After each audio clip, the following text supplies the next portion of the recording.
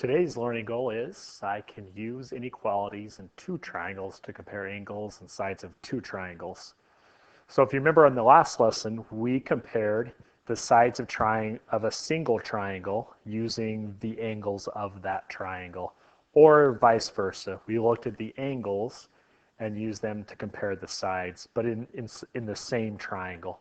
Now we're going to take two different triangles and compare those from two separate ones. So it's a little bit different. It's going to be, some of the stuff will seem similar, but it's going to be just a little bit different from what we did on the last lesson. So we have this hinge theorem.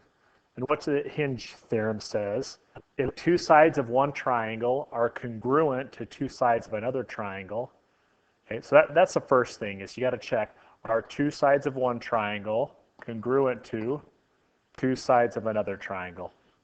And the included angle of the first angle is larger than the included angle of the second triangle, then the third side of the first is longer than the third side of the second.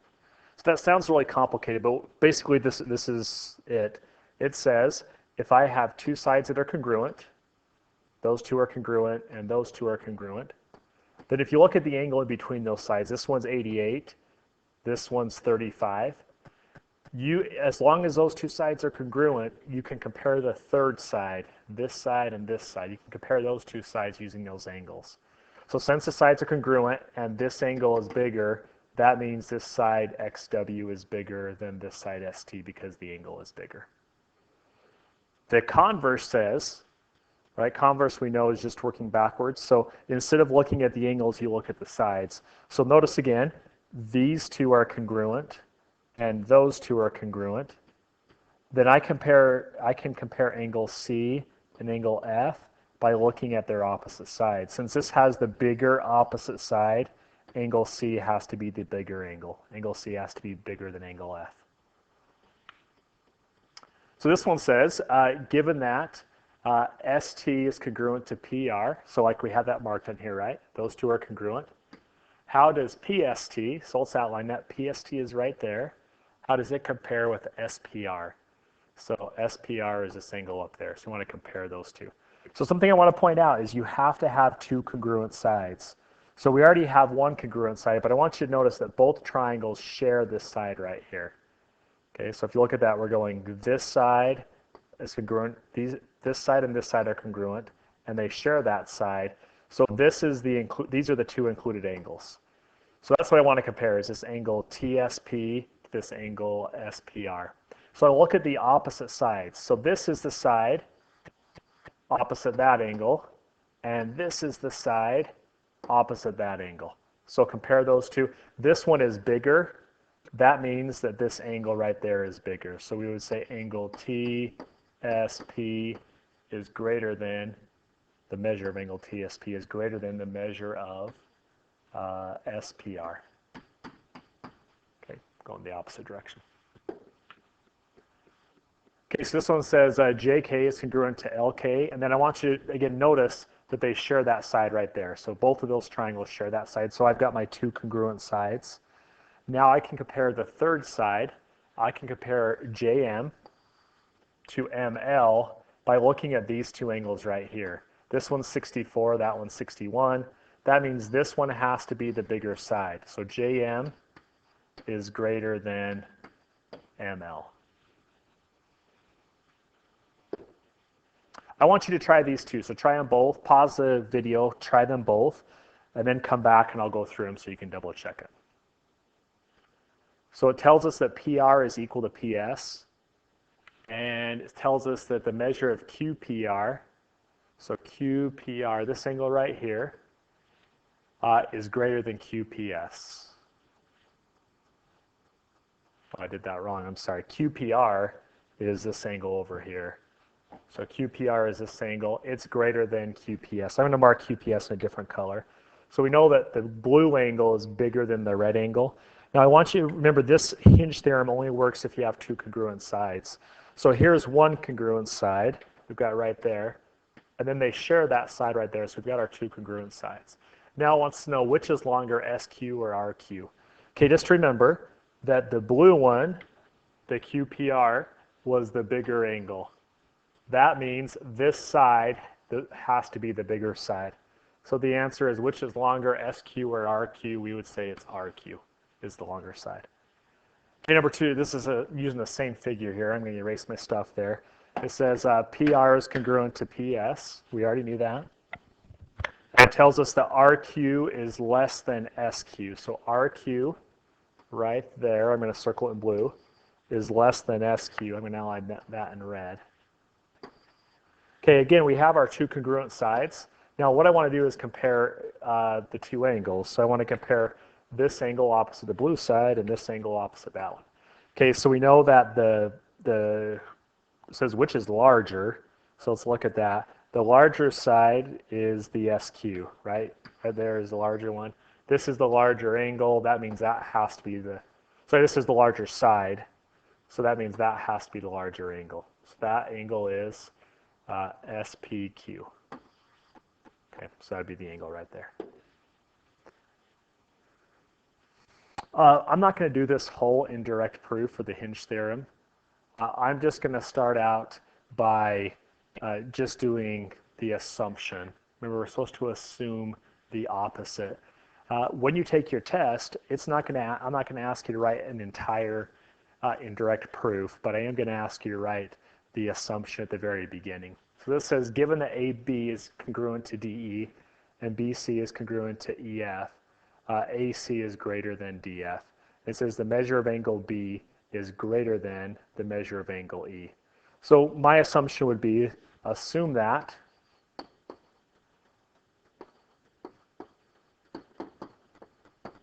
the measure of angle B is not greater than the measure of angle E. I'm not going to write the whole proof out here, but here's basically what we'd say is, right, using the hinge theorem, it tells us that AC is greater than DF. Well, if AC is greater than DF, that means that angle B, right, whoops, sorry. If AC is greater than DF, that means that according to the hinge theorem, the angle B would be greater than angle D. Well, that contradicts my assumption right here. Since that contradicts our assumption, the opposite has to be true, which is that. So again, I'm not going to ask you to do a full indirect proof, but I do want you to be able to write that assumption of the opposite to be able to do that part of it. Write a paragraph proof.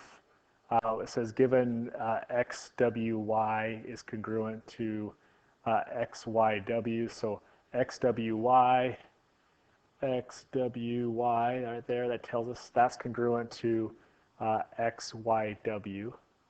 Those two are congruent. It tells us that WX is greater than XZ.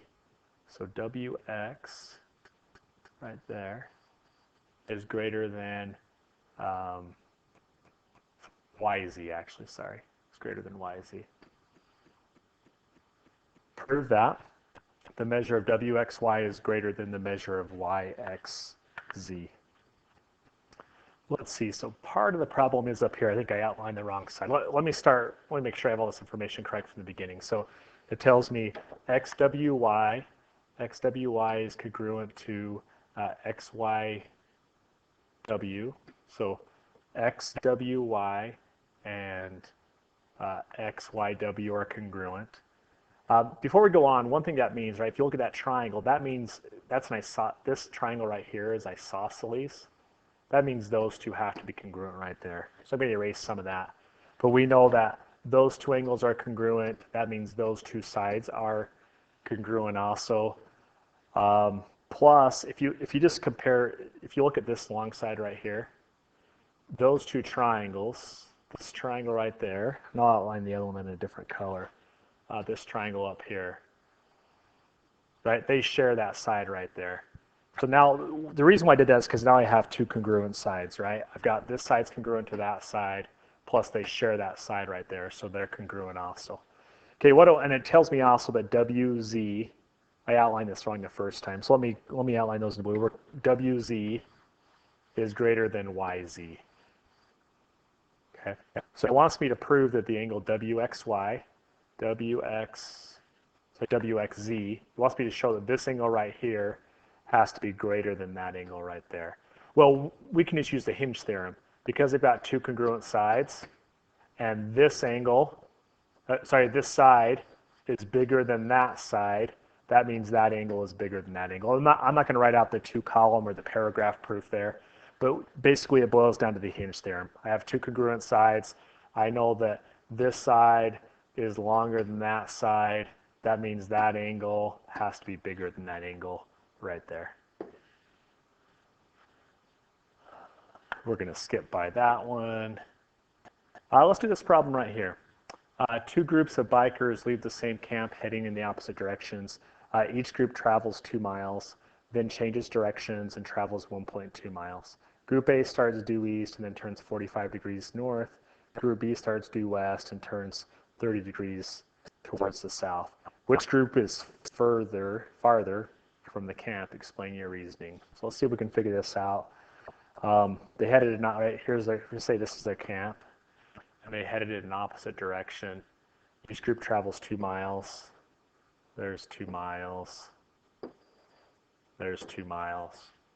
Then changes directions and travels 1.2 miles. Group A starts due east. So if we go, here's my north, south, east, west. So let's see. I'm going to start over here. So if I go that direction,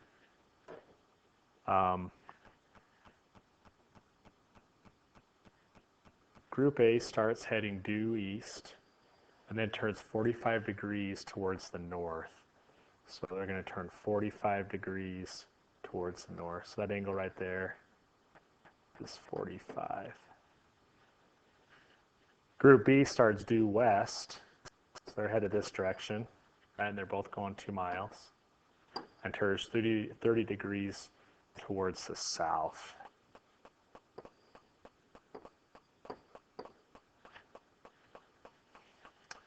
And they both travel 1.2 miles.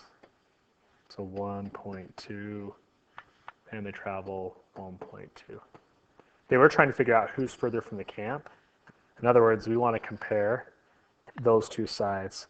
I know my drawing's out of whack here, out of scale, but the important thing is this, is those two sides are congruent, and those two sides are congruent. They're both 1.2. Now let's figure out that angle is in here. If they went 45 degrees, this would be 180 minus 45. So that'd be what, 135 degrees? This would be 180 minus 3. This would be 150 degrees. So if I've got two congruent sides, these two are congruent, those two are congruent. We want to find out which one's further away. So in other words, which is longer, this one or this one? Well, which one has the bigger angle? That one right there, 150 degrees. So that would be, what was that? The second group? Group B. So group B would be the answer.